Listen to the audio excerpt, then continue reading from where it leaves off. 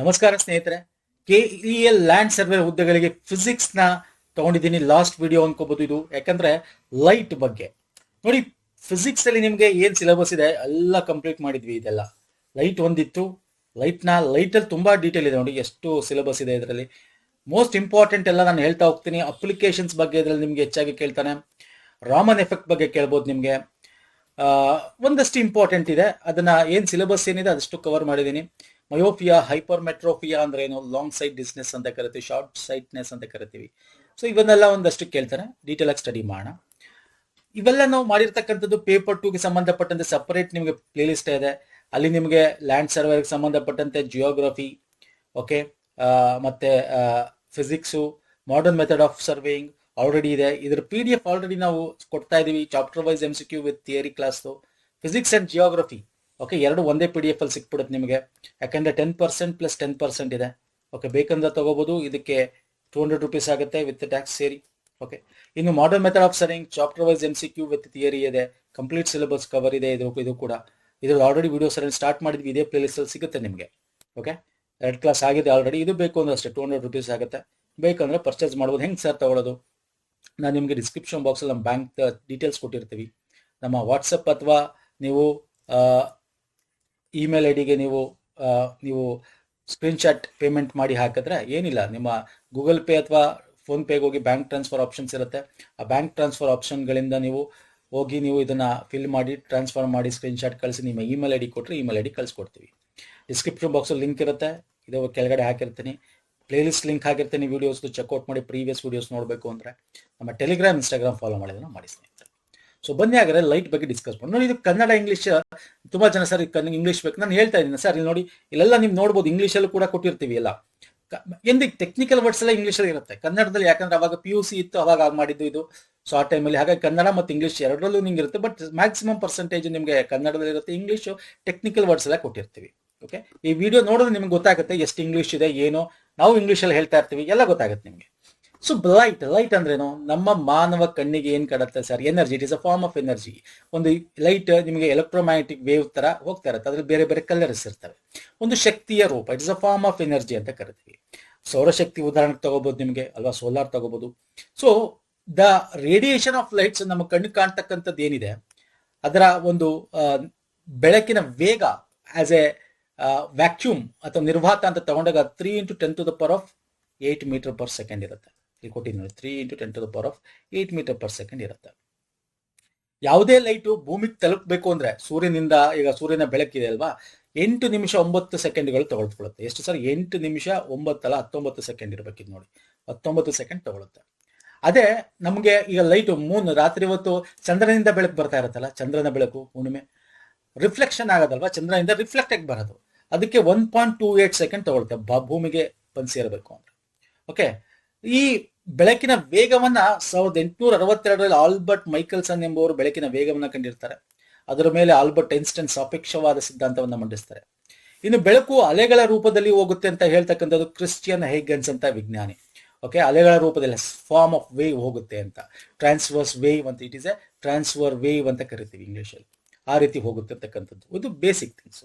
ಇನ್ನು ಲೈಟ್ ಅಂದ ತಕ್ಷಣ ನಿಮ್ಗೆ ಏನ್ ಗೊತ್ತಾಗುತ್ತೆ? ಒಂದು ಬೆಳಕು ಏನಾಗುತ್ತೆ, ಮೂರಾಗುತ್ತೆ. ಒಂದು ಯಾವುದೇ ಒಂದು ಇದಕ್ಕೆ ಬಂದಾಗ ಹಿಂಗ್ ಬಂದು ಹಿಂಗ್ ಹೋಗೋದು, ರಿಫ್ಲೆಕ್ಟ್ ಆಗೋದು ಅಲ್ವಾ ಸರ್ ಬೆಳಕು. ಇನ್ನೊಂದು ಒಂದು ಸ್ವಲ್ಪ ಹಿಂಗೆ ರಿಫ್ಲಾಕ್ಷನ್ ಆಗೋದು, ಇನ್ನೊಂದು ಅಬ್ಸಾರ್ಪ್ಷನ್ ಆಗೋದು. ಓಕೆ, ಬೆಳಕಿನ ಪ್ರತಿಫಲನ ರಿಫ್ಲೆಕ್ಷನ್, ರಿಫ್ರಾಕ್ಷನ್ ವಕ್ರೀಭವನ, ಹೀರುವಿಕೆ ಅಬ್ಸಾರ್ಪ್ಷನ್. ಯಾವ್ದಾದ್ರು ಒಂದು ವಸ್ತು ಶಾಖವನ್ನು ಹೀರ್ಕೊಳ್ಳುತ್ತೆ, ರಿಫ್ಲೆಕ್ಟ್ ಮಾಡುತ್ತೆ, ಮತ್ತೆ ಒಂದಷ್ಟು ಹಾದು ಹೋಗಲು ಬಿಡುತ್ತೆ. ಹಾದು ಹೋಗಲು ವಕ್ರೀಭವನ, ರಿಫ್ರಾಕ್ಷನ್ ಅಂತ ಕರಿತೀವಿ. ಸೊ ಇದನ್ನ ಲಾಸ್ ಆಫ್ ಲೈಟ್ಸ್ ಅಂತ ಕರಿಬಹುದು ನೀವು. Reflection of light, loss of light. ಈಗ ಇಲ್ಲಿ ರಿಫ್ಲೆಕ್ಷನ್ ಬಗ್ಗೆ ತೋರಿಸ್ತೀನಿ ಇದರಲ್ಲಿ. ಓಕೆ, ರಿಫ್ಲೆಕ್ಷನ್ ಆಫ್ ಲೈಟ್ ಏನಾಗ್ತಾ ಇರುತ್ತೆ ಸ್ನೇಹಿತರೆ, ದ ಇನ್ಸಿಡೆಂಟ್ ಅಂದ್ರೆ ಬಂದು ಹಿಂಗ್ ಸೇರುತ್ತಲ್ಲ, ಓಕೆ, ಹೊಳಪಿದ್ರೆ ಪ್ರತಿಫಲನ ಅಂತ ಕರಿತೀವಿ. ಪ್ರತಿಫಲನ ಅಂದ್ರೆ ಅದು ವಾಪಸ್ ರಿಫ್ಲೆಕ್ಟ್ ಮಾಡುತ್ತೆ ಅಂತ ಅಲ್ವಾ. ಕನ್ನಡಿ ಓಕೆ ರಿಫ್ಲೆಕ್ಟ್ ಮಾಡುತ್ತೆ. ಬೆಳಕು ಒಂದೇ ಮಾಧ್ಯಮದಲ್ಲಿ ಚಲಿಸಿದಾಗ incident of ray, the ray of incident ಅಂತ ಬರುತ್ತಲ್ಲ, ಈ ಆಬ್ಜೆಕ್ಟ್ ಮೇಲೆ ಕೂತ್ಕೊಳ್ಳುತ್ತಲ್ಲ. Okay, and this is the incident point and reflected point. ಇದೆಲ್ಲ ಒಂದೇ ಲೈನ್ ಅಲ್ಲಿ ಸೇಮ್ ಪ್ಲೇನ್ ಅಲ್ಲಿ ಇದೆ. ಬಟ್ ಯಾವಾಗ ರಿಫ್ಲೆಕ್ಟ್ ಮಾಡುತ್ತೆ, ಇನ್ಸಿಡೆಂಟ್ ಮತ್ತೆ ರಿಫ್ಲೆಕ್ಟೆಡ್ ಆಂಗಲ್ ಇದೆಯಲ್ಲ, ಇದು ಸೇಮ್ ಇರ್ತದೆ. ಇದು ರಿಫ್ಲೆಕ್ಷನ್ ಆಫ್ ಲೈಟ್ ನ ಒಂದು ಸಿದ್ಧಾಂತ ಅಂತ ಹೇಳ್ಬೋದು. ಓಕೆ, ನೋಡಿ, ಬೆಳಕು ಒಂದೇ ಮಾಧ್ಯಮದಲ್ಲಿ ಚಲಿಸಿದಾಗ ಸರಳ ರೇಖೆಯಲ್ಲಿ ಚಲಿಸಿದ್ರೆ ಪತನ ಕೋನವು ಪ್ರತಿಫಲ ಕೋನಕ್ಕೆ ಸಮ ಆಗಿರುತ್ತೆ. ಪತನ ಕೋನ ಅಂತ ಏನು, angle of incidence is equal to angle of reflection ಅಂತ ಕರಿತೀವಿ. ಓಕೆ, ಮತ್ತೆ ಪತನ ಕಿರಣ ಪ್ರತಿಫಲಿತ ಕಿರಣ ಪತನ ಬಿಂದು ಒಂದೇ ಸಮತಲದಲ್ಲಿರುತ್ತದೆ, ಅಂದ್ರೆ ಸೇಮ್ ಪಾಯಿಂಟ್ ಇರುತ್ತೆ. ಇನ್ಸಿಡೆಂಟ್ ಆಫ್ ರೇ ಏನಿದೆ ಅದು ನಾರ್ಮಲ್ ರಿಫ್ಲೆಕ್ಟೆಡ್ ರೇ ಪಾಯಿಂಟ್ ಏನಿದೆ ಅಂಡ್ ಎಲ್ಲಿ ಪಾಯಿಂಟ್ ಆಫ್ ಇನ್ಸಿಡೆಂಟ್ ಆಗ್ತಾ ಇದೆಯಲ್ಲ ಇದು ಒಂದೇ ಪ್ಲೇನ್ ಅಲ್ಲಿ ಇರುತ್ತೆ. ಇದು ಬೆಳಕಿನ ಪ್ರತಿಫಲನದ ಬಗ್ಗೆ. ಓಕೆ, ಬೆಳಕು ಒಂದು ಮಾಧ್ಯಮದಿಂದ ಮತ್ತೊಂದು ಮಾಧ್ಯಮಕ್ಕೆ ಚಲಿಸಬೇಕಾದ್ರೆ ಹಾಕ್ತಕ್ಕಂಥದ್ನೇ ಪ್ರತಿಫಲನ ಅಂತ ಕರಿತೀವಿ. ಇನ್ನೊಂದು, ಫಾರ್ ಎಕ್ಸಾಂಪಲ್, ಈಗ ರಿಫ್ರಾಕ್ಷನ್ ತಗೊಳ್ಳೋಣ, ವಕ್ರೀಭವನ ಅಂತ. ನೀವು ನೋಡಿರ್ತೀರ ನೀರೊಳಗೆ ಪೆನ್ಸಿಲ್ ಅಥವಾ ಕಾಯಿನ್ ಹಾಕಿರ್ತಾರೆ, ಅದು ಒಂಥರ ಎಲ್ಲೋ ನಾವು ಕಾಯಿನ್ ಹಾಕಿರ್ತಾರೆ ಒಂಥರ ಮೇಲ್ಗಡೆ ಇದ್ದಂಗೆ ಕಾಣುತ್ತೆ, ಪೆನ್ಸಿಲ್ ಮುರಿದೋಗಿರೋ ತರ ಕಾಣುತ್ತೆ. Why it is like this is refraction of light ಅಂತ ಕರಿತೀವಿ ಸ್ನೇಹಿತರೆ. ಅಂದ್ರೆ ಈಗ ನೀರು, the density is more compared to air, density is less.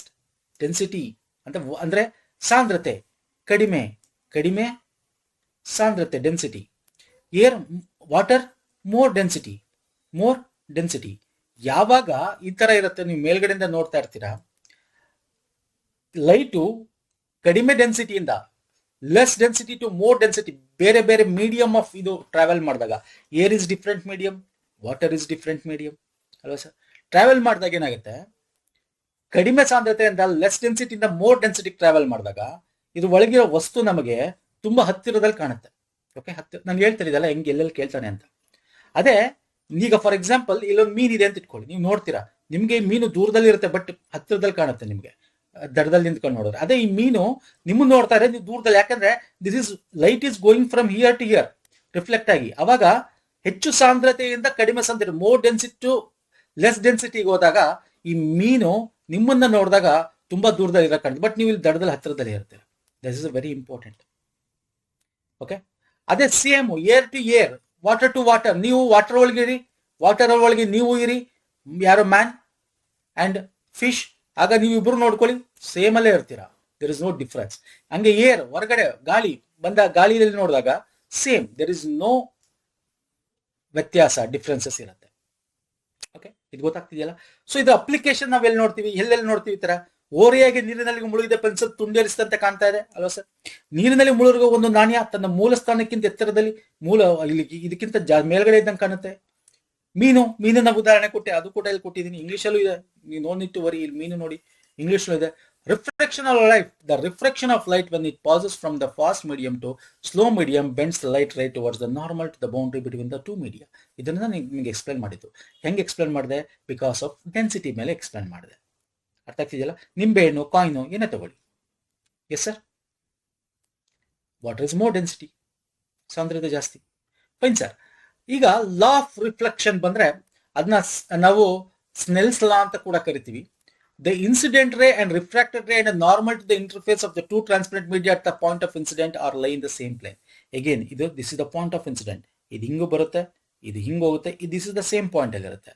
But ಇದನ್ನ ನಾವು ಯಾವಾಗ ಈಕ್ವಲ್ ಅಂತ ಮಾಡ್ತೀವಿ ಅಂತಂದ್ರೆ, the ratio of sine angle, ಇದು ಸೈನ್ ಆಂಗಲ್, ಇದೊಂದು angle of incident, this is angle of reflection ಅಂತ ಕರಿತೀವಿ.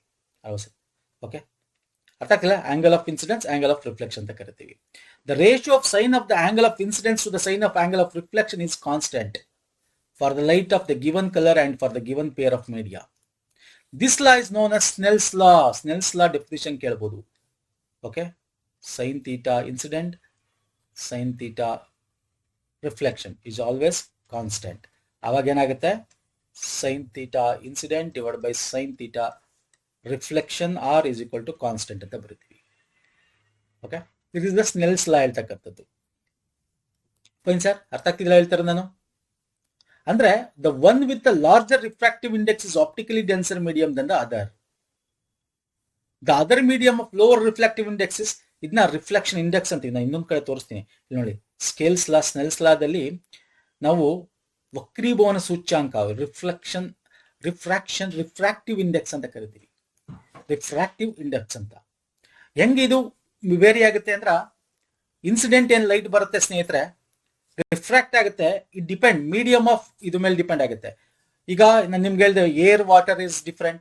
ಅದೇ ನಿಮ್ಗೆ ವಜ್ರ ತಗೊಂಡ್ರೆ ವಜ್ರ ದಟ್ ಈಸ್ ಇಂಟರ್ನಲ್ ರಿಫ್ಲೆಕ್ಷನ್ ಆಗಿದೆ, ಟೋಟಲಿ ಇಂಟರ್ನಲ್ ರಿಫ್ಲೆಕ್ಷನ್ ಆಗುತ್ತೆ ಅಲ್ಲಿ. ಸೊ ಅದರ ಒಂದು ವಕ್ರೀಭವನ ಇಂಡೆಕ್ಸ್ ಇಸ್ ಡಿಫರೆಂಟ್.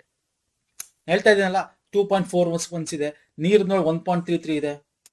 ಸೊ ಇದು ಇಟ್ ಆಲ್ ಡಿಫರೆಂಟ್ ಸ್ನೇಹಿತರೆ. ಸೊ ಅದನ್ನ ನಾವು ಈ ತರ ಫಾರ್ಮುಲಾ ಮುಖಾಂತರ ತೋರಿಸ್ತೀವಿ. ಒಂದೊಂದ್ಸಲ ನಿಮ್ಗೆ ಇದನ್ನ ಕ್ಯಾಲ್ಕುಲೇಷನ್ ನನಗೆ ಕೇಳಕ್ ಹೋಗಲ್ಲ ಅನ್ಕೋತೀನಿ, ಕೇಳಿದ್ರು ಇದನ್ನ ಯೂಸ್ ಮಾಡ್ಕೊಂಡು ಬರಿಬೇಕಾಗತ್ತೆ ನೀವು ಅಷ್ಟೇ. ಓಕೆ, ಸೊ ಅದನ್ನ ಈಗ ನೆಕ್ಸ್ಟ್ ಅಟ್ಮಾಸ್ಫಿಯರಿಕ್ ರಿಫ್ಲೆಕ್ಷನ್ ಅಂತ ಕರಿತೀವಿ. ಈಗ ರಿಫ್ರಾಕ್ಷನ್ ನಾವು ಏನ್ ನೋಡ್ತಾ ಇದೀವಿ, ರಿಫ್ರಾಕ್ಷನ್ ಇದರಲ್ಲಿ ಅಟ್ಮಾಸ್ಫಿಯರಿಕ್ ರಿಫ್ರಾಕ್ಷನ್ ನಾವು ಉದಾಹರಣೆಗೆ ಟ್ವಿಂಕ್ಲಿಂಗ್ ಆಫ್ ಸ್ಟಾರ್ ಅಂತ ಕೊಡ್ತೀವಿ ಅಲ್ವಾ, ನಕ್ಷತ್ರ ಹೊಳಿತಾ ಇದೆ, twinkling off star atmospheric refraction ಆಗುತ್ತೆ.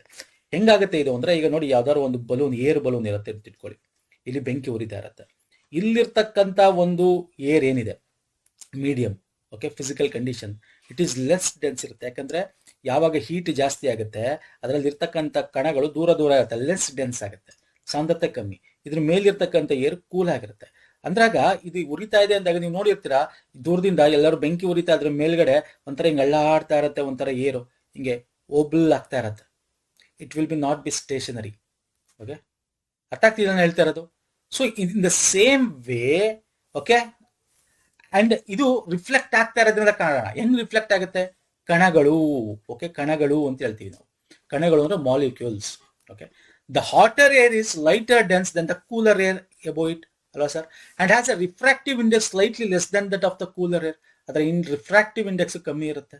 Since the physical condition of refracting medium are not stationary ಎಲ್ಲ ಗಾಳಿ ಹೋಗ್ತಾ ಇರುತ್ತೆ ಅಲ್ವಾ, ಮೇಲೆ ಹೋಗ್ತಾ ಇರುತ್ತೆ. ಸೊ ಇದರಿಂದ ನಮಗೆ ಫ್ಲಕ್ಚುಯೇಷನ್ ನಮಗೆ ಕಾಣುತ್ತೆ, ವೇವ್ ತರ ಫ್ಲಕ್ಚುಯೇಷನ್ ಕಾಣುತ್ತೆ. ಸೊ ಟ್ವಿಂಕ್ಲಿಂಗ್ ಆಫ್ ಸ್ಟಾರ್ ಏನು ಹೊಳಿತಾ ಇರುತ್ತೆ due to atmospheric refraction of star light, ಇದೇ ರೀತಿ ಅದು ಆಗ್ತಕ್ಕಂಥದ್ದು. ಮತ್ತೆ ಈಗ ಸನ್ರೈಸ್ ಬರಕ್ಕಿಂತ ಮುಂಚೆ ನಮ್ಗೆ 2 ನಿಮಿಷ ಮುಂಚೆ ಬೆಳಕು ಕಾಣಿಸ್ತಾ ಇರುತ್ತೆ ಅಲ್ವಾ, ಹಾಗೆ ಸನ್ಸೆಟ್ ಮುಳುಗೋದ್ರೂ ನಮಗೆ ಬೆಳಕು ಕಾಣಿಸ್ತಾ ಇರುತ್ತೆ, ಬಿಕಾಸ್ ಆಫ್ ಅಟ್ಮಾಸ್ಫಿಯರಿಕ್ ರಿಫ್ರಾಕ್ಷನ್ ಇಂದ. ಓಕೆ, ಕ್ಷಿತಿಜ ಅಂತ ಕರಿತೀವಿ. ಓಕೆ, ಹಾರಿಜಾನ್ ಕ್ಷಿತಿಜ ಅಂತ ಕರಿತೀವಿ. ಓಕೆ, ನಾವು ನಿಂತ್ಕೊಂಡ್ರೆ ಮುಳುಗಾದ್ಮೇಲೂ ಸೂರ್ಯ ಬೆಳಕು ಕಾಣ್ತಾ ಇರುತ್ತೆ ಇಲ್ಲಿ. ಓಕೆ, ರಿಫ್ಲೆಕ್ಷನ್ ಆಗಿರುತ್ತೆ. Okay, reflection. ಸೊ ಇವೆಲ್ಲ ನಿಮ್ಗೆ ಅಪ್ಲಿಕೇಶನ್ ಅಲ್ಲಿ ಕೇಳ್ಬೋದು. ಈಗ ನಾನು ನಿಮ್ಗೆ ಏನ್ ಹೇಳ್ತಾ ಇದ್ದೀನಿ, ಎಕ್ಸಾಮ್ ಏನ್ ಕೇಳ್ಬೋದು, ಇದರಿಂದ ಅರ್ಥ ಏನಾಗುತ್ತೆ ನಿಮ್ಗೆ, ಇದ್ರು ಮುಳುಗಿರ್ತಕ್ಕಂಥ ಪೆನ್ಸಿಲು, ಕಾಯಿನು, ಮೀನು ಇದನ್ನೆಲ್ಲ ಕೊಟ್ಬಿಟ್ಟು ಇದು ರಿಫ್ರಾಕ್ಷನ್ ಅಂತ ಕೇಳ್ಬೋದು, ರಿಫ್ರಾಕ್ಷನ್. ಅಂಡ್ ಈ ಏರ್ ಅಲ್ಲಿ ಆಗ್ತಕ್ಕಂಥ ಈ ಟೋಟಲ್ ಇಂಟರ್ನಲ್ ಏನೋ ಸನ್ಲೈಟ್ ಏನೋ ಇದಾಗುತ್ತೆ, this is because of what ಅಂತ ಕೇಳ್ಬೋದು, ಅಟ್ಮಾಸ್ಫಿಯರಿಕ್ ರಿಫ್ರಾಕ್ಷನ್ ಆಫ್ ಲೈಟ್ ಅಂತ ಕರಿತೀವಿ.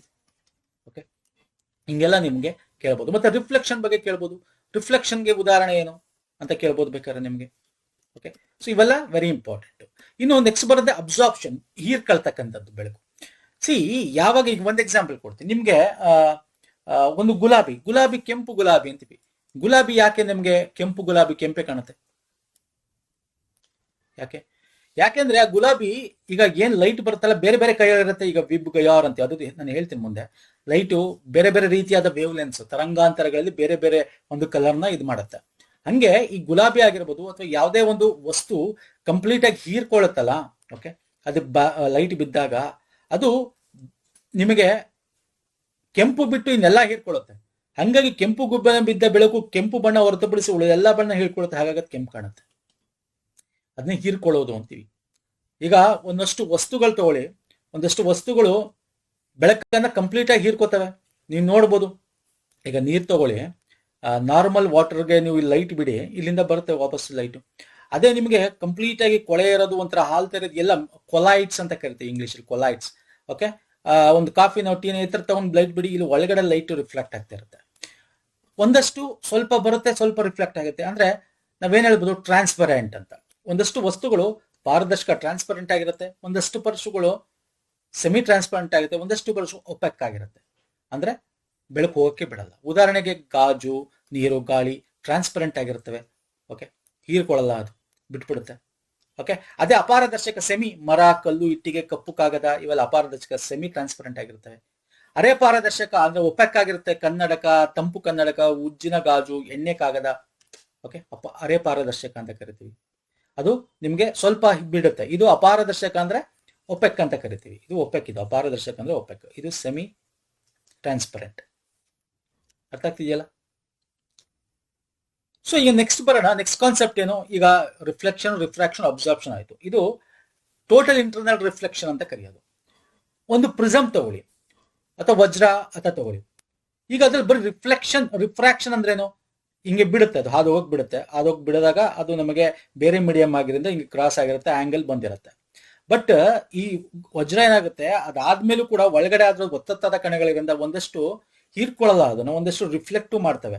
ಅಂದ್ರೆ ಒಂದು ರಿಫ್ರಾಕ್ಷನ್ ಆಗುತ್ತೆ, ಬಿಡುತ್ತೆ ಹಾದೋಗಕ್ಕೆ, ಮತ್ತೆ ಅದಕ್ಕೆ ವಜ್ರ ಹೊಳೆಯೋದೇನೆ ಕೇಳಿ ಬಿಡುತ್ತೆ ಹಾದೋಗಕ್ಕೂ ಮತ್ತೆ ರಿಫ್ಲೆಕ್ಟ್ ಮಾಡ್ತಾ ಇರುತ್ತೆ. So it is internally reflection ಆಗ್ತಾ ಇರುತ್ತೆ, ಅದಕ್ಕೆ ಸಂಪೂರ್ಣ ಆಂತರಿಕ ಪ್ರತಿಫಲನ ಅಂತ ಕರೆಯೋದು. ಅಂದ್ರೆ ಟೋಟಲ್ ಇಂಟರ್ನಲ್ ರಿಫ್ಲೆಕ್ಷನ್. ಏನಕ್ಕೆ ಹಿಂಗಾಗುತ್ತೆ, ಅದ್ರ ಕಣಗಳ ಕ್ಯಾರೆಕ್ಟರಿಸ್ಟಿಕ್ಸ್ ಅದು. ಒಂದಷ್ಟು ಯಾಕೆ ನಿಮ್ಗೆ ಹಾದು ಹೋಗ್ಬಿಡಲ್ಲ, ಅದು ಕ್ಯಾರೆಕ್ಟರಿಸ್ಟಿಕ್ಸ್. ಅದು ಆ ರೀತಿ ಕಣಗಳಿಂದ ಒತ್ತೊತ್ತಾಗಿ ಆಗಿರ್ತಕ್ಕಂಥದ್ದು ವಸ್ತು. ಅರ್ಥ ಆಗ್ತದೆ ಹೇಳ್ತಾರೆ ಸ್ನೇಹಿತರೆ. ಹಂಗೆ it is total internal reflection. ಉದಾಹರಣೆಗೆ ನಿಮ್ಗೆ ಕೇಳಬಹುದು ಮಿರೇಜ್ ಅಥವಾ ಮಿರಾಗೆ ಅಥವಾ ಮರೀಚಿಕೆ ಅಂತ ಕರಿತೀವಿ ಮರಳುಗಾಡಲ್ಲಿ, ಅಥವಾ ಮರೀಚಿಕೆ ಮರಳುಗಾಡಲಾಗಿರ್ಬೋದು. ಅಥವಾ ನೀವು ರಸ್ತೆಯಲ್ಲಿ ಹೋಗ್ಬೇಕಾದ್ರೆ ತುಂಬಾ ಬಿಸಿ, ನಾವು ಚಿಕ್ಕ ಹುಡುಗರಾದಾಗ ಬಸ್ಸಲ್ಲಿ ಹೋಗ್ಬೇಕಾದ್ರೆ ನೋಡ್ತಾ ಇದ್ದೀವಿ ಹೈವೇಗಳಲ್ಲಿ ತುಂಬಾ ಬಿಸಿಲು ಬೇಸಿಗೆಯಲ್ಲಿ, ಅಲ್ಲಿ ಕಿಟಕಿ ನೋಡ್ತಾರೆ ಮುಂದ್ಗಡೆ ಏನೋ ನೀರಿದ್ದಂಗೆ ಇರುತ್ತೆ, ಯಾಕೆ ಕಾದಿರುತ್ತೆ, ಬಟ್ ನೀರಲ್ಲ, ನೀರ್ ತರ ಕಾಣ್ತಿರುತ್ತೆ. ನಾವು ಮರುಭೂಮಿಲಿ ಅದನ್ನು ನೋಡ್ಬೋದು. ಓಕೆ, ಮರೀಚಿಕೆಗಳು ಅಂತ ಕರಿತೀವಿ, ಯಾಕಂದ್ರೆ ಅಲ್ಲಿ ತುಂಬಾ ಹೀಟ್ ಆಗಿ ಜಾಸ್ತಿ ಅಲ್ಲಿ ಏರ್ ಡೆನ್ಸ್ ಆಗಿರುತ್ತೆ. ಓಕೆ, ಮೇಲ್ಗಡೆ ಕೂಲ್ ಇರುತ್ತೆ. ಸೊ ಅದು ನಮಗೆ ಇಲ್ಲಿ ಓಬಲ್ ಆಗ್ತಾ ಇರುತ್ತೆ, ಅಂದ್ರೆ ಇದು ವಾಯು ಗಾಳಿ ಅದ್ರ ಮೇಲೆ ಇರ್ತಕ್ಕಂಥದ್ದು. ಸೊ ಅದು ನಮಗೆ ಆ ತರ ಒಂಥರ ನೀರ್ ತರ ಕಾಣುತ್ತೆ. ಹಂಗೆ ವಜ್ರ, ದಟ್ ಈಸ್ ಟೋಟಲ್ ಇಂಟರ್ನಲ್. ಹಂಗೆ ನಿಮ್ಗೆ ಆಪ್ಟಿಕಲ್ ಫೈಬರ್ ಯಾಕೆ ಫಾಸ್ಟ್ ಆಗಿರುತ್ತೆ, because of total internal reflection. ಅರ್ಥ ಆಗ್ತದೆ ನಾನು ಹೇಳ್ತಾ ಇರೋದು. ಸೊ ಟೋಟಲ್ ಇಂಟರ್ನಲ್ ರಿಫ್ಲೆಕ್ಷನ್ ಯಾವಾಗಲೂ 90 ಡಿಗ್ರಿ ನಾವು ನೋಡಬಹುದು. ಓಕೆ, 90 ಡಿಗ್ರಿ ನೋಡಿ, ದಿಸ್ ಇಸ್ 90 ಡಿಗ್ರಿ. ಅರ್ಥ ಆಗ್ತಿದ್ಯಾ? ವೆನ್ ಆಂಗಲ್ ಆಫ್ ಇನ್ಸಿಡೆನ್ಸ್ ಮತ್ತೆ ರಿಫ್ಲೆಕ್ಷನ್ ಏನಾಗ್ತವೆ, ಟೋಟಲ್ ಇಂಟರ್ನಲ್ ರಿಫ್ಲೆಕ್ಷನ್, ಅದು ಈಗ ನೀರ್ ಇದ್ರ ಒಳಗೆ ಇಲ್ಲಿ ನೋಡಿ, ಈಗ ಇಲ್ಲಿ ಬಂತು, ಇಲ್ಲೊಂದು ಯಾವ್ದೋ ಡಿಗ್ರಿ ಆಂಗಲ್ ಆಫ್ ಇನ್ಸಿಡೆನ್ಸ್ ಆಯ್ತು, ಇಲ್ಲಿ ಆಂಗಲ್ ಆಫ್ ರಿಫ್ಲೆಕ್ಷನ್ ಆಯ್ತು. ಬಟ್ ಇಲ್ಲಿ ಒಳಗಡೆ ಟೋಟಲ್ ಇಂಟರ್ನಲ್ ರಿಫ್ಲೆಕ್ಷನ್ ಆಗುತ್ತೆ, ದಟ್ ಈಸ್ 90 ಡಿಗ್ರಿ ಇರುತ್ತೆ ಯಾವಾಗಲೂ. ಬೇಕಾದ್ರೆ ಎಕ್ಸಾಂಪಲ್ ಕೇಳ್ಬೋದು ನಿಮಗೆ. ಅರ್ಥ ಆಗ್ತಿದೆಯಲ್ಲ? ಫೈನ್ ಸರ್, ಅರ್ಥ ಆಗ್ತಿದೆಯಾ ಹೇಳ್ತಾ ಇರೋದು? ಅದು ಇಲ್ಲಿ ಕೊಟ್ಟಿ ನೋಡಿ, ಹಾಟ್ ಸರ್ಫೇಸ್ ಇರುತ್ತೆ, ಮತ್ತೆ ಅದು ಎಲ್ಲೆಲ್ಲಿ ನಾವು ನೋಡ್ತೀವಿ. ಸೊ ಇವೆಲ್ಲ ನಿಮಗೆ ಎಕ್ಸಾಮ್ ಅಲ್ಲಿ ಕೇಳ್ತಕ್ಕಂಥದ್ದು. Fine sir.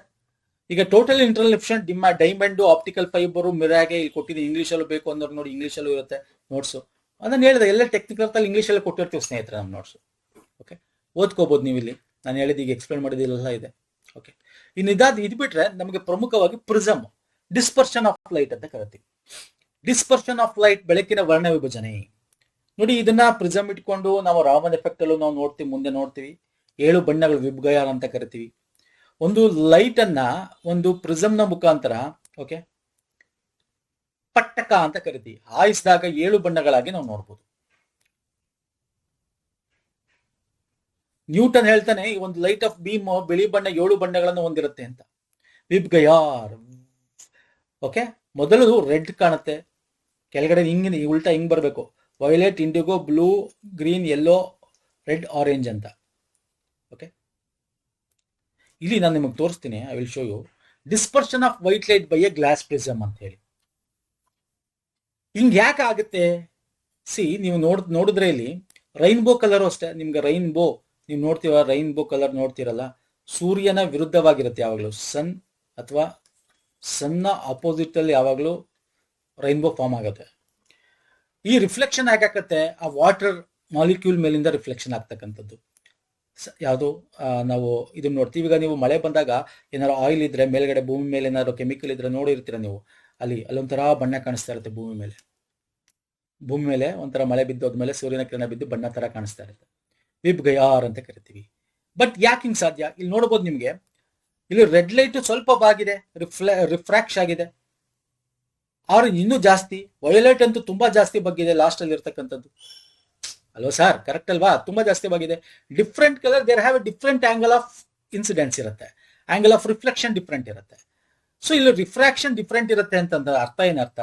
ಪ್ರತಿ ಒಂದು ಲೈಟ್ ಅಲ್ಲಿ ಇರ್ತಕ್ಕಂಥ colour they have their own wavelength ಅಂತ ಅರ್ಥ. ಅರ್ಥ ಆಗ್ತಿಲ್ಲ? ಸೊ ಇನ್ನು ನ್ಯಾಚುರಲಿ ರೈನ್ಬೋ ಅಷ್ಟೇ ಸ್ಪೆಕ್ಟ್ರಮ್ ಅಲ್ಲಿ ಸ್ಕೈ ರೈನ್ ಶವರ್ ಏನಾದ್ಮೇಲೆ ನೋಡ್ತೀವಿ ನಾವು, dispersion of sunlight by tiny water droplets ಇಂದ ಆಗೋದು. ವಾಟರ್ ಡ್ರಾಪ್ಲೆಟ್ಸ್ ಇಂದ ಅಟ್ಮಾಸ್ಫಿಯರ್ ಅಲ್ಲಿ ಆಗ್ತಕ್ಕಂಥದ್ದು. ಸೊ ಇದು ನಾವು ನೋಡ್ತಕ್ಕಂಥದ್ದು. ಇಲ್ಲಿ the red light bends least, violet the most. ಅಂದ್ರೆ ಅರ್ಥ ಏನು? The rays of each colour emerge different path and thus become distinct. ಪ್ರತಿಯೊಂದು ಡಿಸ್ಟಿಂಕ್ಟ್ ಆಗಿರುತ್ತೆ. ಅದಕ್ಕೆ ನಮಗೆ ಕಲರ್ ಬೇರೆ. ಕೆಂಪು ಗುಲಾಬಿ ಕಾಣೋದು ಏನಕ್ಕೆ? ಅದು ಆ ಕಲರ್ನ ಬಿಟ್ಟು ಬೇರೆಲ್ಲ ಅಬ್ಸರ್ವ್ ಮಾಡುತ್ತೆ. ಈಗ ಭೂಮಿ ಯಾಕೆ ಇದು ಸಾಗರ ಯಾಕೆ ನೀಲಿ ಇದೆ, ಅದನ್ನ ರಾಮನ್ ಎಫೆಕ್ಟ್ ಅಲ್ಲಿ ಅದನ್ನೇ ಹೇಳ್ತಾನೆ ಹೇಳೋದು ನಾವು. ಅಣುಗಳು ಕಣಗಳು ಹೆಂಗೆ ಬಿದ್ದದ್ದು ಪ್ರತಿಯೊಂದು ರಿಯಾಕ್ಟ್ ಆಗ್ತವೆ, ಒಂದು ಎಲಾಸ್ಟಿಕ್, ಇನ್ನೊಂದು ರೈಲೇ ಅಂತ ಕರಿತೀವಿ. ಐ ವಿಲ್ ಟೆಲ್ ಯು ಎಂತ ಹೇಳ್ತೀವಿ ಅಂದ್ರೆ, ಮೆನ್ಷನ್ ಇಸ್ ಸಮ್ವೇರ್ ಇಯರ್, ನೋಡ್ತೀನಿ ತಡೀರಿ ಇದೆಯಾ ಅಂತ. ಅಲ್ಟು ಎಲ್ಲಿದೆ, ಸ್ಕ್ಯಾಟ್ರಿಂಗ್ ಆಫ್ ರೈಲಿ ಸ್ಕ್ಯಾಟ್ರಿಂಗ್ ಅಂತ ಕರಿತೀವಿ. ಅದೇ ನಿಮಗೆ ರಾಮನ್ ಸ್ಕ್ಯಾಟ್ರಿಂಗ್ ಅಂತಾನು ಕೂಡ ಕರಿತೀವಿ. ಇನ್ಎಲಾಸ್ಟಿಕ್ ಇರುತ್ತೆ ಅದರಲ್ಲಿ. ಓಕೆ, ಮುಂದೆ ನೋಡೋಣ. ಸೊ ಇದ್ರ ಬಗ್ಗೆ ಮಾತಾಡೋಣ first. So it is least ಒಂದು ಬೆಂಡ್ ಆಗಿರೋದು, ಇದು ಮೋಸ್ಟ್ ಬೆಂಡ್ ಆಗಿದೆ ಬಿಕಾಸ್ ಆಫ್ ಡಿಸ್ಟಿಂಕ್ಟ್. ದೇರ್ ತರಂಗಾಂತರ ಜಾಸ್ತಿ ಕಮ್ಮಿ ಈ ತರ ಇರ್ತಕ್ಕಂಥದ್ದು. ಸೊ ನೋಡಿದ್ರೆ ಇಲ್ಲಿ ಕೆಂಪು ಹೆಚ್ಚು ತರಂಗಾಂತರ ಹೊಂದಿದೆ, ಅಂದ್ರೆ ಮೋರ್ ವೇವ್ ಲೆಂತ್. ಕೆಂಪು ಬಣ್ಣ ಕಡಿಮೆ ಬಾಗುತ್ತೆ, ಇಲ್ಲಿ ನೋಡಿ, it is more wavelength ಇದೆ. This is violet has a less wavelength. ಕೇಳಬಹುದಿಲ್ಲ ಎಕ್ಸಾಮ್ ಅಲ್ಲಿ, ಲೆಸ್ ವೇವ್ ಲೆಂತ್, ತರಂಗಾಂತರ ಅಂತೀವಿ, ತರಂಗಾಂತರ ಅಂತ ಕರಿತೀವಿ.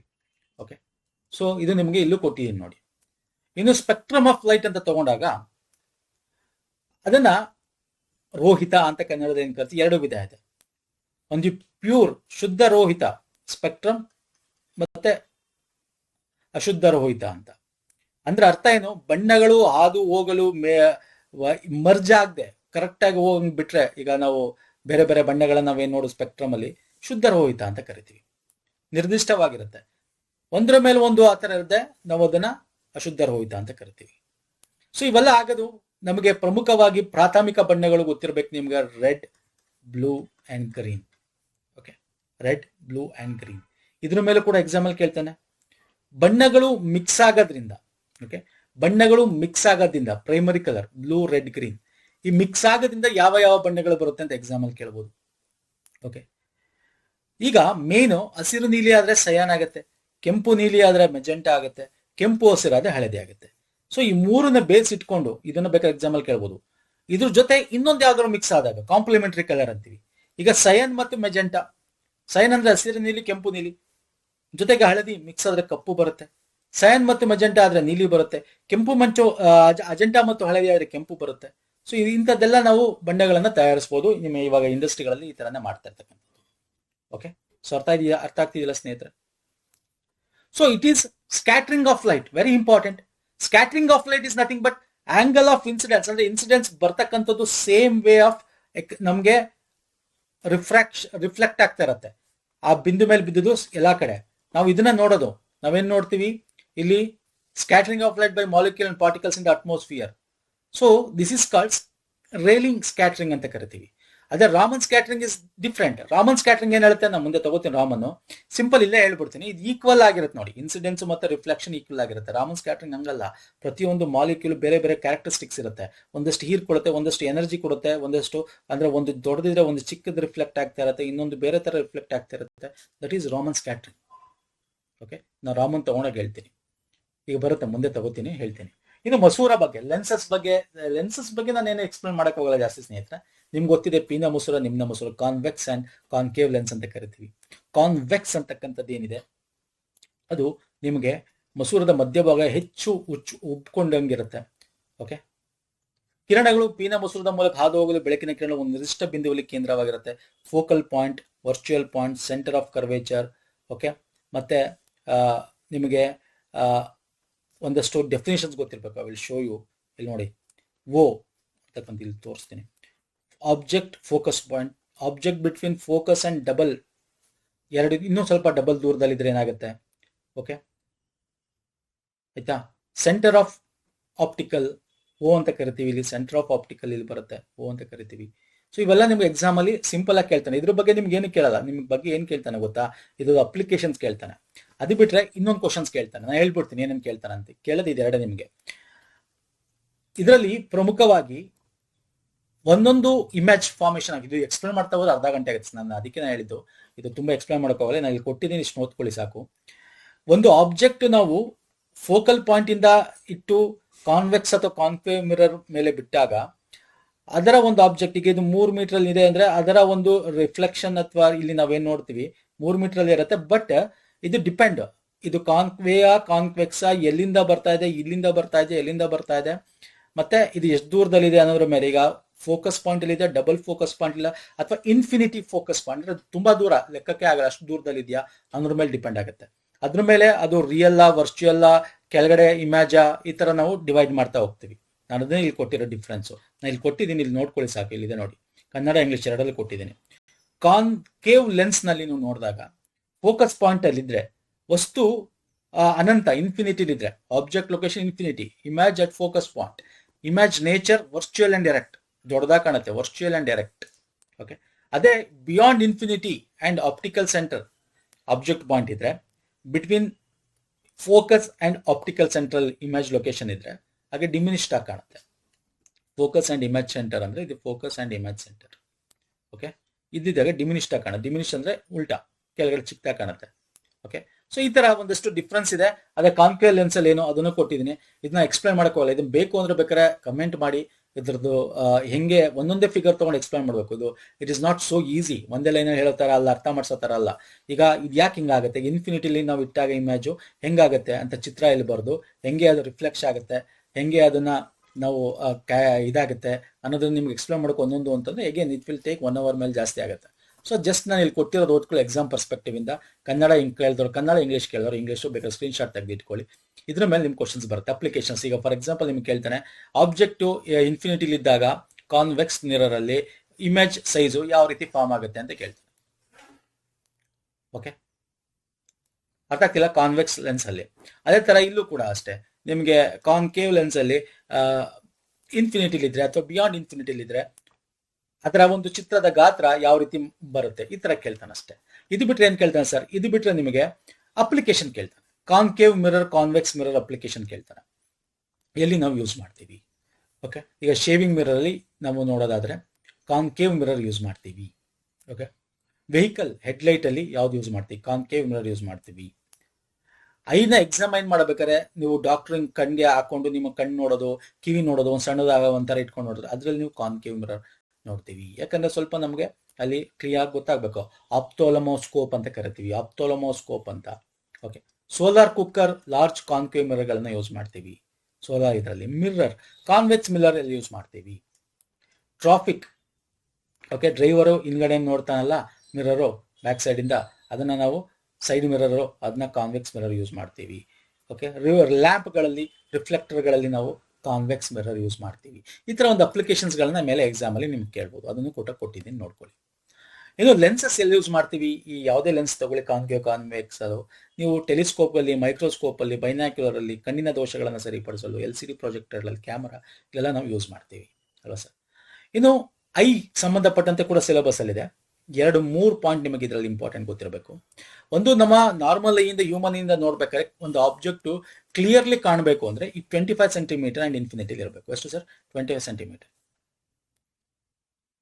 ಓಕೆ, ಅರ್ಥ ಆಗ್ತಿಲ್ಲ ಹೇಳ್ತಾರೋ? 25 centimetre,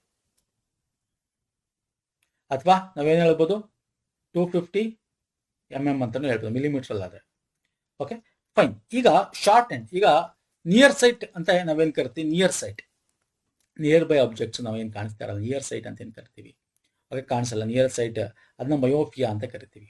okay, the eyeball is too long, ನಮ್ದು lens is too spherical, the image of distant object is brought to the focus in front of the retina, it and is out of focus again before the light strike the retina. Okay, ಅಂದ್ರೆ ನಮಗೆ ಅಷ್ಟು ತುಂಬಾ ನಾವು ಇದ್ರಲ್ಲಿ ಇದ್ದಾಗ ನೋಡಿದಾಗ ಅದು ಕಾಣಿಸಲ್ಲ. ಹೋಗ್ತಾ ಹೋಗ್ತಾ ವಯಸ್ಸಾದ್ಮೇಲೆ ಆಗ್ತದೆ, 40 ವರ್ಷ ಆದ್ಮೇಲೆ ಈ ತರ ಏನಾರ ಆದಾಗ, ನಮ್ಮ ರೆಟಿನಾಗೆ ಎಫೆಕ್ಟ್ ಆದಾಗ, ತುಂಬಾ ಹತ್ರ ತಂದಾಗ, ಸ್ಟ್ರೈನ್ ಆದಾಗ ಸ್ಟ್ರೈಕ್ ಆಗ್ತಾ ಇರತ್ತೆ, ಕಾಣಿಸಲ್ಲ. ಸೊ ಆಗ ಈ ಗ್ಲಾಸ್ ಹಾಕ್ತಿವಿ. ಯಾವ ಗ್ಲಾಸ್ ಹಾಕ್ತಿವಿ? Near site. Okay, near site ಅಂದ್ರೆ ಏನರ್ಥ ಕನ್ನಡದಲ್ಲಿ? ಸಮೀಪ ದೃಷ್ಟಿ. ಆ ದೋಷವನ್ನ ಮಯೋಪಿಯಾ ಅಂತ ಕರಿತೀವಿ. ಸಮೀಪದ ವಸ್ತು ಅಸ್ಪಷ್ಟವಾಗಿ ಗೋಚರಿಸುತ್ತೆ.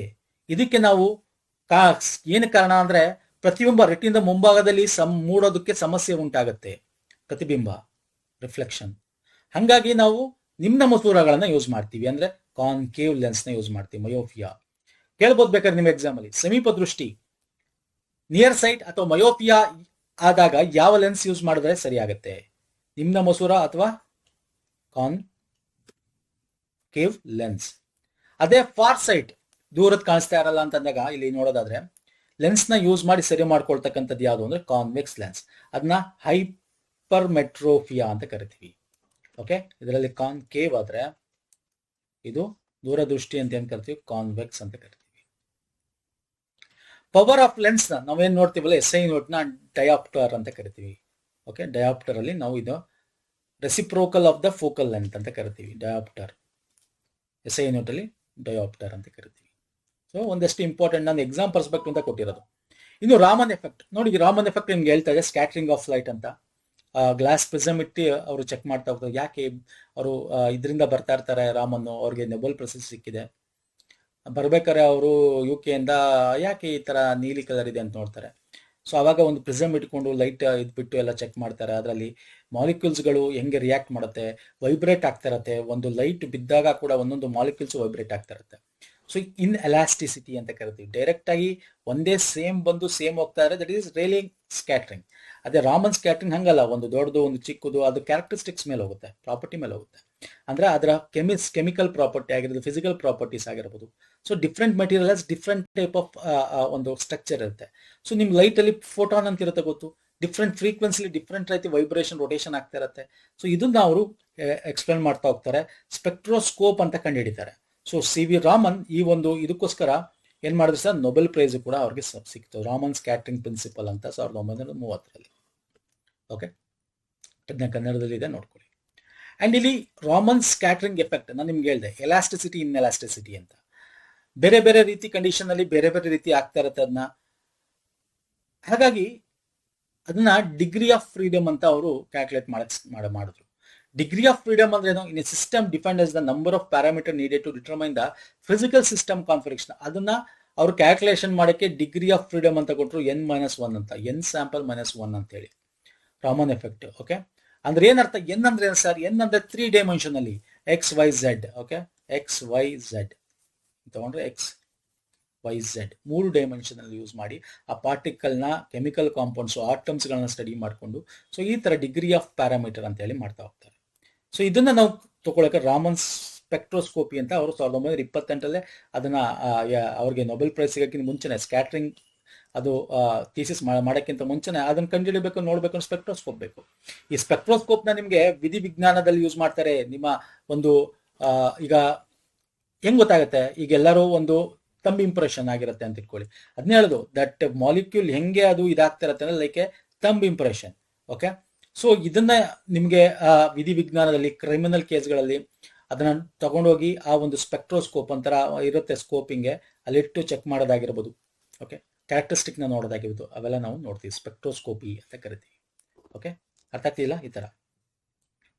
So the concept of monochromatic radiation passing through a sample ಮುಖಾಂತರ ಆಗ್ತಿರುತ್ತೆ, such that source radiation get reflected, absorbed and scattered. ಅಲ್ವಾ, ನಾನು ನಿಮ್ಗೆ ಯಾರು ಹೇಳಿ ಯಾವುದೋ ಒಂದು ವಸ್ತು ಸ್ಕ್ಯಾಟ್ರಿಂಗು ಮಾಡುತ್ತೆ, ಅದರ ಕ್ಯಾರೆಕ್ಟರಿಸ್ಟಿಕ್ ಮೇಲೆ ಅಬ್ಸರ್ವ್ ಸ್ವಲ್ಪ ಮಾಡುತ್ತೆ, ರಿಫ್ಲೆಕ್ಟಿವ್ ಮಾಡುತ್ತೆ, ಓಕೆ, ರಿಫ್ರಾಕ್ಟಿವ್ ಮಾಡುತ್ತೆ, ಓಕೆ, ಸ್ಕ್ಯಾಟರ್ ಮಾಡುತ್ತೆ. ಈ ಪ್ರಿನ್ಸಿಪಲ್ ನ ರಾಮನ್ ಸ್ಪೆಕ್ಟ್ರೋಸ್ಕೋಪಿ ಮುಖಾಂತರ ನಾವು ನೋಡಿದಾಗ ಪ್ರತಿಯೊಂದು ಮಾಲಿಕ್ಯೂಲ್ ಬೇರೆ ಬೇರೆ ರೀತಿ ಇರುತ್ತೆ, ಅದರಿಂದ ನಾವು ಐಡೆಂಟಿಫೈ ಮಾಡಬಹುದು. ವೇವ್ ಲೆಂತ್ ಬೇರೆ ಬೇರೆ ಇರುತ್ತೆ ಒಂದೊಂದು ಲೈಟ್. ಅರ್ಥ ಆಗ್ತಿಲ್ಲ? This is very important. So Raman shift denotes that difference between incident photon and scattered photon. Incident ಆಗ್ತಾ ಇರ್ತಕ್ಕಂಥದ್ದು ಅದ್ರ ಮೇಲೆ scattered ಆಗ್ತಾ ಇರ್ತಕ್ಕಂಥದ್ದು. Okay, if the energy of the scattered photon is less than the energy of incident photon, ಈ ಇದರದ energy ಇದಕ್ಕಿಂತ less ಇದ್ರೆ incident ಗಿಂತ, ಓಕೆ, ಸ್ಟ್ರೋಕ್ ಸ್ಕ್ಯಾಟರಿಂಗ್ ಅಂತ ಕರಿತೀವಿ. ಎಕ್ಸಾಂಪಲ್ ಕೇಳಬಹುದು, ಇವೆಲ್ಲ ಇದನ್ನೆಲ್ಲ ಕೇಳಬಹುದು. ಸ್ಟೋಕ್ಸ್ ಸ್ಕ್ಯಾಟರಿಂಗ್ ಅಂತ ಕರಿತೀವಿ. ಇದರ energy incident is less than energy of scattered, ಇದ್ರೆ ನಾವು ಸ್ಟೋಕ್ಸ್ ಸ್ಕ್ಯಾಟರಿಂಗ್ ಅಂತೀವಿ. On the other hand, if the energy of scattering photon is more than energy of scattering photon incident ಆಗ್ತಾ ಇರೋದು, ಓಕೆ, ಮೋರ್ ದೆನ್ ಏನಿದು energy of the incident photon is less than the, okay, ಇದು energy, ಇದು ಉಲ್ಟಾ ಹೇಳ್ತಾ ಇದ್ದೀನಿ, ಒಂದು second. Okay, stroke scattering ಅಂದ್ರೆ energy of incident of the photon is greater than energy of scattered photon, ಇದು Stoke. ಅದೇ energy of incident less than energy of scattered ಇದ್ರೆ ಇದನ್ನ ಆಂಟಿ ಸ್ಟೋಕ್ಸ್ ಸ್ಕ್ಯಾಟರಿಂಗ್ ಅಂತ ಹೇಳಿದೆ ನೋಡಿ. ಓಕೆ, so type of Raman spectroscopy ನೋಡುವುದು ಸರ್ಫೇಸ್ ಎನ್ಹಾನ್ಸ್ಡ್ ರಾಮನ್ ಸ್ಪೆಕ್ಟ್ರೋಸ್ಕೋಪಿ ಅಂತಿದೆ, resonance Raman spectroscopy, micro Raman spectroscopy ಅಂತಿದೆ, ನಾನ್ ಲೀನರ್ ರಾಮನ್ ಸ್ಪೆಕ್ಟ್ರೋಸ್ಕೋಪಿ ಅಂತಿದೆ. ಈ ತರ ತುಂಬಾ ಇದೆ, ಬೇರೆ ಬೇರೆ ಅಪ್ಲಿಕೇಶನ್ಸ್ ಅಲ್ಲಿ ಯೂಸ್ ಮಾಡ್ತಾರೆ. ಓಕೆ, ಅರ್ಥ ಆಗ್ತಿಲ್ಲ ಹೇಳ್ತಾರೆ, ಇಂಗ್ಲಿಷಲ್ಲಿ ಕೊಟ್ಟಿನಿ, ಕನ್ನಡದಲ್ಲಿ ಕೊಟ್ಟಿನಿ, ನೋಡ್ಕೋಬಹುದು ಸ್ನೇಹಿತರೆ. ಸೊ ಎಲ್ಲೆಲ್ಲಿ ಯೂಸ್ ಮಾಡ್ತಾರೆ ಇದನ್ನ, ನಾನು ಅದನ್ನೇ ಹೇಳಿದ್ದು ನಿಮಗೆ. ಇದನ್ನ ಎಲ್ಲೆಲ್ಲಿ ಯೂಸ್ ಮಾಡ್ತಾರೆ? Raman effect mostly use telecom ಇಂಡಸ್ಟ್ರಿಗಳಲ್ಲಿ ಯೂಸ್ ಮಾಡ್ತೀವಿ. Low frequency particle is amplified into high frequency ಮಾಡೋಕ್ಕೋಸ್ಕರ. ಮತ್ತೆ ಟೆಲಿಕಮ್ಯುನಿಕೇಶನ್ ಆದ್ಮೇಲೆ effect is use in optics ಅಲ್ಲಿ ಯೂಸ್ ಮಾಡ್ತೀವಿ, ಆಪ್ಟಿಕಲ್ಸ್ ಅಂದ್ರೆ ಲೆನ್ಸ್ಗಳಲ್ಲಿ. It is used widely in nano technology use ಮಾಡ್ತೀವಿ, DNA ಪ್ರೋಟೀನ್ ಅಂಡರ್ಸ್ಟ್ಯಾಂಡಿಂಗ್ ಅಲ್ಲಿ ಯೂಸ್ ಮಾಡ್ತೀವಿ. ಓಕೆ, ಮಾಲಿಕ್ಯೂಲ್ನ ಆಟಮ್ಸ್ನ ಅನಲೈಸ್ ಮಾಡೋಕ್ಕೆ, ಅದರ ಬಾಂಡಿಂಗ್ನ ಹೆಂಗಿದೆ ಬಾಂಡಿಂಗು ಆ ಥರ ಅದನ್ನ ಅನಲೈಸ್ ಮಾಡೋಕ್ಕೆ ಯೂಸ್ ಮಾಡ್ತೀವಿ. ಹಿಂಗಿರುತ್ತೆ ಅಲ್ವಾ ಸರ್.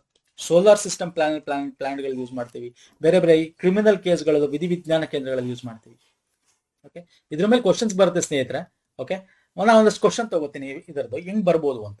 ಈಗ ನಕ್ಷತ್ರ ಮಿನುಗುತ್ತಿರೋದ ಕಾರಣ ಏನು ನಿಮ್ಗೆ ಹೇಳಿದೆ, ಅಟ್ಮಾಸ್ಫಿಯರಿಕ್ ರಿಫ್ಲೆಕ್ಷನ್, ರಿಫ್ರಾಕ್ಷನ್ ಇಲ್ಲಿದೆ. ಅಟ್ಮಾಸ್ಫಿಯರ್ ಟೋಟಲ್ ಇಂಟರ್ನಲ್ ರಿಫ್ಲೆಕ್ಷನ್ ಅಲ್ಲ, refraction of starlight in the atmosphere. Refraction not reflection. Okay, refraction of light in the atmosphere.